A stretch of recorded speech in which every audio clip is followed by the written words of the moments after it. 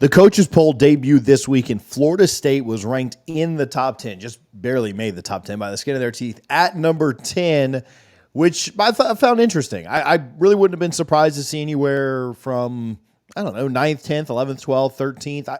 I don't know. I mean, it feels, coaches poll's relatively meaningless. Like I'll say that at the beginning of the video. Doesn't really matter this early. Preseason polls just in general, kind of dumb. They kind of set a standard and create a standard that, helps out certain conferences year after year after year. But anyway, it was good to see Florida State in the top 10. It always feels better to be in the top 10 than maybe just outside of it at 12th, 13th, wherever. When we started the 2013 year, we started outside of the top 10. So maybe not the worst thing ever, but it was cool to see Florida State in the top 10. I think it says a lot about Mike Norvell, says a lot about the way that they think this program is built to throw them right back into the top 10. Now, of course, because we can't do something like this without people hating on Florida State, an article came out from Eric Smith of the USA Today saying that Florida State was one of the 5 most overrated teams in the preseason coaches poll. In fact, his list was Michigan, Missouri, Miami, Kansas, and Florida State. Now, I've got thoughts on each of those teams, but we'll certainly spend our time today talking about Florida State. Let me read you what he read, and then we'll share some thoughts on it. He said, the sting of missing out on the college football playoff surely will be motivation for the number 10 Seminoles. It's also worth remembering many of the key players on that team are no longer in Tallahassee. The notable departure is quarterback Jordan Travis. Florida State has turned to DJU to fill the void. He has ACC experience from his time at Clemson, but he's still an inconsistent passer with a rebuilt receiving group. On the plus side, the offense has significant experience returning. I don't know if he's maybe talking about the offensive line there or if he just literally meant to write defense. He said the defense brings in several players from the portal, but getting this group to gel quickly could be a challenge. This won't be an unbeaten regular season, and probably multiple losses will keep this group from winning in the ACC again.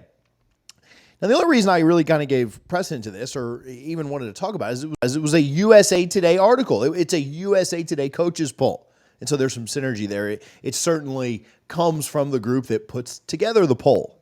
And so I think that's somewhat important. It's more than just, some random who knows what on some random website. I think, when you're putting it out from the website that manages the coaches poll, I think that that's certainly important. He mentioned the talent lost, and I think that's something that we probably haven't talked about enough on this channel specifically, but I've talked about it in several radio interviews. Florida State lost, 10 guys to the draft.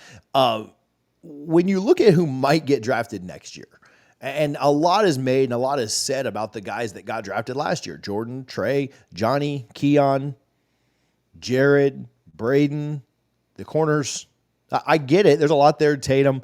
We obviously realize that Kalen's also doing really, really well with the Bucks.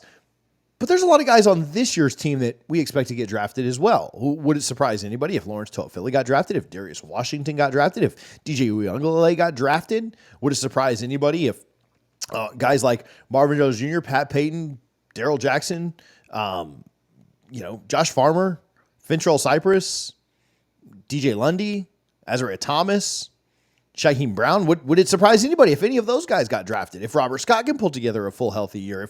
If Roydell Williams goes off? If Malik Benson goes off? Would it surprise anybody if some of those fringe guys get drafted as well? I'm not telling you that Florida State guaranteed has another 10 guys drafted this year, but the idea that they just lost all this NFL talent and so they're not going to be good this year is really funny to me. I don't really think it's a very accurate representation of the talent that's actually on this roster. And I get it. You don't know a lot about the Noles, and so you just kind of talk about, well, they lost a lot of talent, so they must not be very good. We'll see, right? I think there's a lot of talent on this team. Am I telling you this team's as good as last year's? No, I'm not. But to call them overrated because they lost talent just kind of ignores the massive amounts of talent that are on the roster. He talks about DJU. We've been very clear about this. I think there are things that DJU cannot do that Jordan Travis could. And I also think there are things that DJU is going to be able to do that Jordan Travis could not do as well. It's a different type of quarterback. It's a different game that you're going to see offensively this year. But to just discredit him or not even bring up his time at Oregon State where he had a better QBR than Jordan Travis is maybe a little bit of a miss there too. A rebuilt wide receiver group. This is probably the most accurate thing that he said. It's the position group we talked about earlier in the week that we have the most concerns about. I get it. Going to need some guys to step up there, but that is probably the most accurate thing that he said in his synopsis. What about the idea of getting the portal guys to gel quickly? I hate to blow holes in every single line of this that he made, but getting the portal guys to gel, like Florida State is all of a sudden new with the portal, doesn't know how to get portal guys to gel fast, doesn't know how to get a roster to work together. Like they've not done this year after year after year after year. Norvell's even mentioned it. The roster is typically made up of about 65% high school, 35% portal. It's not too much different this year. He's broken it down year after year for us when we're in Tampa. And thinking that they've done it for the last several years and that they won't be able to do it this year, especially defensively. Like, who did they bring in defensively from the portal that you worry about gelling? Well, this year, a new addition is Marvin Jones Jr. Can they get one defensive lineman to gel? A new linebacker, Lundy's going to start, and then you got one more. So a linebacker from the portal. So you got two there, and that's it. You got two defensive. You're likely going to have two defensive starters from the portal this cycle, right? Guys that have been in the system for multiple years, you really don't worry about. So I don't really know that I buy that too much. Can they get the portal guy? There's depth. There's certainly depth there, but are you worried about the depth not being able to gel? He mentions multiple losses. Florida State will probably have multiple losses. And I just want to say, if Florida State goes 10-2, right, and that's probably the most likely scenario, 10-2, 9-3. If they go 10-2, they're likely somewhere between, if you just look back at the last few years' records, like all the undefeated teams, and then all the one-loss teams, and then all the two-loss teams, and then all the three-loss teams, like that's how final records have always worked forever. If you just look back at the last 5 or so years, if they finish 10-2, they're going to be somewhere between 8th and 15th. On a really, really chaotic year, maybe they finish up closer to 5th, but probably between 8th and 15th.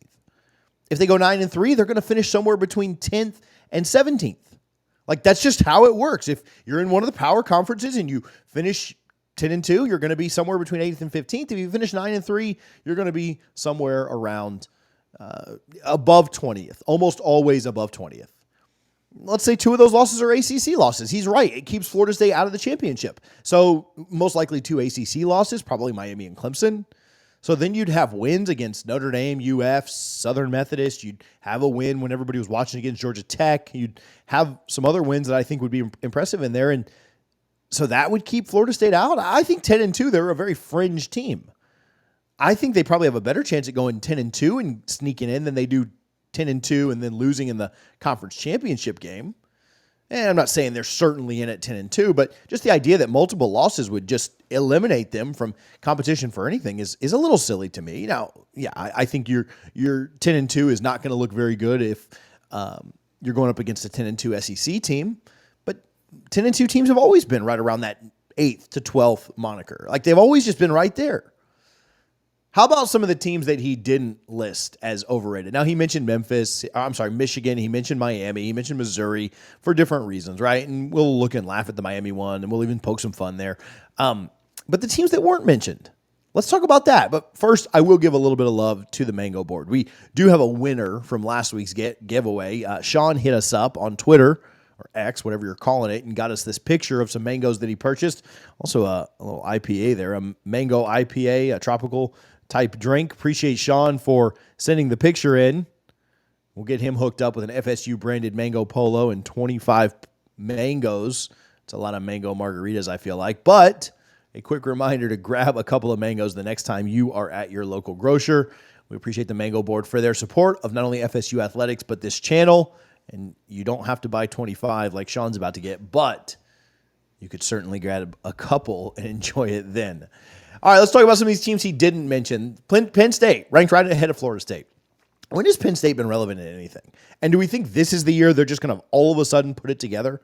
How about Notre Dame, who continues to be ranked top 10 based on their name and name alone? Like, Riley Leonard's the savior there. That's what we're counting on. Notre Dame got a chance to go in and lose to a brand new head coach Mike Elko, which I think that matchup of, Elko and Leonard going at each other week one is phenomenal. One of the better week one games. I know that we're more excited for Miami versus Florida for the chance to laugh at one of those two teams, but Notre Dame A&M is a ton of fun. But Notre Dame ranked in the top 10, that's not an overrated team. A team that for the last however many years, 30 years, has continued to disappoint. Notre Dame's not overrated. What about Clemson? Clemson ranked in the top 15, having 4 losses last year.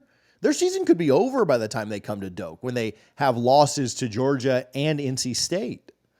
Clemson's not overrated. What about a couple of SEC teams, Tennessee and Texas A&M? Now, I know he put Missouri in there. I know they're a fake SEC team. But Tennessee, losing by double digits in the Swamp last year, a team that is counting on essentially a true redshirt freshman, but a kid that's only played a handful of snaps to come in and be their savior. Tennessee's not overrated. Tennessee's not overrated yearly. How about A&M? Their win total is like 7. There's no chance that I see A&M. Now, this will get clipped if I'm wrong, but that's fine. I don't see A&M finishing the season ranked. I think they go into the Swamp and lose this year. A&M in the top 20 is hilariously overrated. The fact, and it was almost like a yearly thing. Remember they would do that every year under Jimbo? They'd even do it some under Sumlin. They do this with Auburn a lot too, where they'd rank them really high and then they'd finish with their traditional 5 or 6 losses. But when they go into the Swamp and they're ranked early to start the year, and they go into the Swamp and lose to Florida, that'll be one of those good quality wins that Florida has, right? Oh, Florida got a ranked win. That is really impressive. And then just like it was last year for Miami. Remember last year for Miami, A&M was a ranked team when they went down there and played UM, and they lose to Miami, and we just beat a ranked Texas A&M. We're great. What does A&M do later that year? They fire their coach. It's kind of like you're fake good because you played a ranked team when they were ranked, and that's supposed to be impressive. Same way that Florida State doesn't get credit for beating a ranked LSU in 2022. Now, LSU went on to go to the SEC championship, but they weren't ranked at the time you played them, and so that's not a ranked win. It's silly to me that, again, we do this with SEC teams yearly, but A&M, Tennessee being ranked as high as they are, hilarious. What about USC? USC was terrible last year. USC ranked in the top 25. Not overrated, though, according to the USA Today. But here's the bigger issue. You can nitpick and you can say this team or that team or this should be or this shouldn't be, whatever you want to say. Like, that's fine. We can have arguments about any and every team that's in the top 25, okay? Here's the bigger issue. The narratives are already being crafted. And I know what you're going to say. It doesn't matter. It doesn't matter. It's August. You're giving too much precedent to a preseason poll. You're giving too much precedent to what one guy's opinion was of a preseason poll. And you may say it doesn't matter now. But we all said that what Kirk was saying on game day, before Jordan got hurt, when he said Florida State should get left out even if they were undefeated, we all said that didn't matter on that game day. We all laughed at it. We all thought, well, first of all, there's no way that this impossible scenario happens. And second of all, that's just his opinion. It doesn't matter. That narrative, it's not important. And we found out. And so don't tell me, I'll never believe again that the narratives that the national media crafts are not important. Because if they can tell you for an entire season that Florida State is overrated, that they don't deserve to be in that top 10, that they don't deserve to be ranked as high as they are, that they aren't as good as you think they are, and just wait for it. That's coming. When they beat Georgia Tech, when they blow out Boston College, when they beat Memphis, when they beat Cal, when they're 4-0, just wait for it. But who have they played? TJ, who have they played? They're 4-0, but who cares? They're going to go beat SMU. They're going to be 5-0. And we're going to think game day should come to town because we're 5-0 playing Clemson, and Clemson will probably have a loss or two. And so even then, if you beat Clemson and you start out 6-0, who have they played? A 3-loss Clemson? An SMU who is a fun upstart team, but first year in the Power 5, that's not a good team. Georgia Tech, that's not a good team. Cal, Memphis, those are a group of 5 type teams. Who have they beaten? They're 6-0, but who cares? Just get ready for it. They're overrated now before the season even starts. It's coming when the season gets going too. Now, Are there things that could change that, right? Other teams win a lot. Clemson beats Georgia. I don't think that happens. And then Florida State beats them, and it looks like a better win, yes. But just get ready for it. You've seen the narratives. Miami is getting a lot of hype now. They go into the swamp and lose week 1, and then they lose to Virginia Tech, and then they lose to Louisville, and we got to go down there and play a 3-loss Miami, a 4-loss Miami. That win no longer means anything. Notre Dame, I've already told you, is overrated. Now, they don't play anybody, so I do think that that's going to be a highly ranked game. But you go into Notre Dame, and they've got a couple of losses. Who's Florida State beat? Who has Florida State beat? Florida's going to have 3 losses or 4 losses by the time we get to the Georgia game. But when they get to the game in Tallahassee, they could have 6, 7 losses. Who's Florida State beat? Overrated. Now, I don't think Florida State runs the table this year, and I would agree with him on that. But I do think that the national perspective, the national narrative around Florida State already being that they're overrated is probably not a great sign for the Noles as we go on. I do think that once games get played, the FSU is overrated crowd is probably in for a little bit of a rude awakening, especially if Mike Norvell's right. We've spoken about our expectations, what we think this team can achieve, and we'll continue to break things down as we're just 17 days away from FSU football. Richie and I broke down our game-by-game expectations for the team. If you missed that, you can click on the screen right now to get caught up.